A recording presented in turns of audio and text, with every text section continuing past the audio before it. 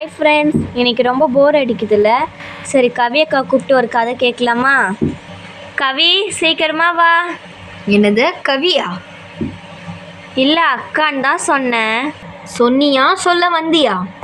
அக்கா, ரொம்ப போர் அடிக்குது, எதனா ஒரு கதை சொல்ல. உனக்கு டைம் பாஸ் ஆனோன்னா அக்கா இல்லை. கதை சொல்லுவியா மாட்டியா? சொல்கிறேன். உனக்கு அகல்யாபாய் ஹோல்கர் தெரியுமா? இல்லை, தெரியாதே. இதெல்லாம் எதுக்கு கேட்குற? கதை தானே சொல்ல சொன்னேன். சரி சொல்கிறேன் இரு. 31 மே 1725 தான் அகல்யாபாய் ஹோல்கர் பிறந்தாங்க. மே மாதமா பிறந்தாங்க? அப்போ அவங்க ஸ்கூலில் சாக்லேட் கொடுக்குற வேலையே இல்லைல்ல. நீ உன் கவலையிலே இரு.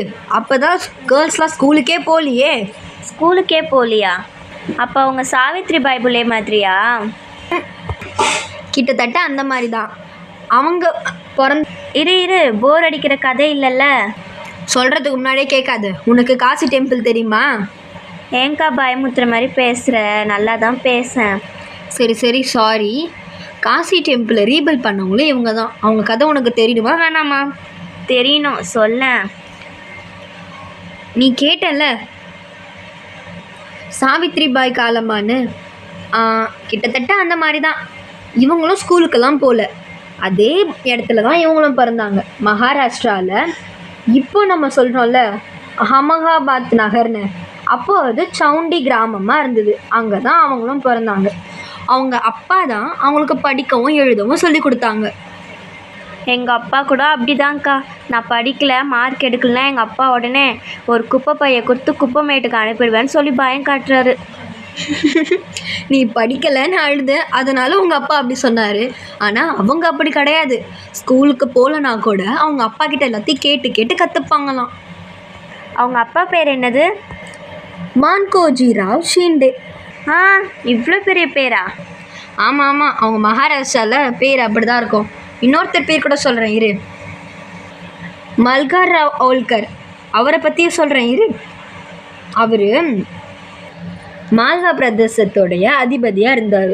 அவர் ஒரு வாட்டி பூனேக்கு டூர் போனாராம்.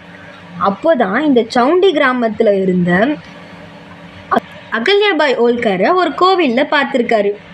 அவங்களுக்கு அப்போது 8 வயசு தானா. 8 வயசுலேயே கோவிலில் இவ்வளோ நல்லா சேவைகள் செய்கிறவரை அந்த பொண்ணை நம்மளுடைய மகனுக்கு கட்டி கொடுக்கணும்னு அவர் ஆசைப்பட்டாராம்.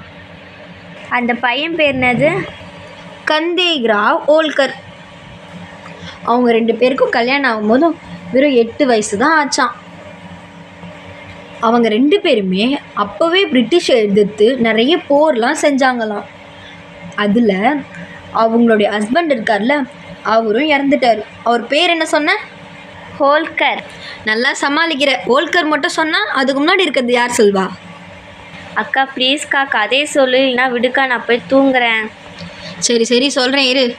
அவங்க 2 பேரும் போருக்கு போனப்போ அவங்களுக்கு அப்போ 29 வயசாம். அவங்களோட ஹஸ்பண்ட் இறந்துட்டார் போர்லேயே. அவங்க பையனும் 12 வருஷம் கழித்து இறந்துட்டார். அப்போல்லாம் ஹஸ்பண்ட் இறந்தால் சதி பண்ணுவாங்க, தெரியும்ல? அப்படின்னா என்னது? அப்படின்னா ஹஸ்பண்ட் இறந்தோடனே அவங்கள எரிக்கிறப்பவே அவங்க ஒய்ஃபும் குதிச்சு இறந்துருவாங்க. அச்சச்சோ, உன் ஃபீலிங்ஸ்லாம் ஓவராக தான் இருக்குது. ஆனால் அவங்க சதியெல்லாம் அட்டன் பண்ணல. அவங்களுடைய ஃபாதரின்லா, அவங்க மாமனார் அதெல்லாம் செய்யவே கூடாதுன்னு சொல்லிட்டாரு.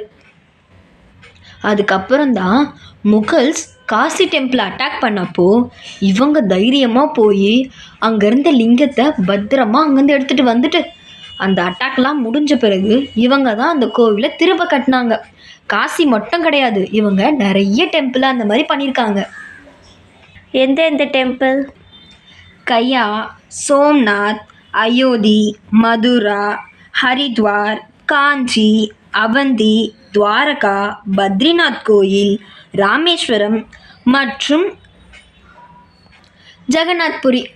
இந்த எல்லா கோயிலுமே அவங்க தான் ரீபில்ட் பண்ணி இவ்வளோ அழகாக பாதுகாத்து வந்தாங்க. லேடிஸ் படிக்கவே கூடாதுன்னு சொன்ன அந்த காலத்திலே இந்த அளவுக்கு பண்ணியிருக்காங்களா? பல்லே பல்லே. என்னடி மகாராஷ்டிரா கதையை கேட்டு நீயும் மராத்தியா மாறிட்டியா? சரிங்க ஃப்ரெண்ட்ஸ், உங்களுக்கு இந்த ஸ்டோரி பிடிச்சிருக்கா? லைக் அப்புறம் சப்ஸ்கிரைப் பண்ணுங்கள்.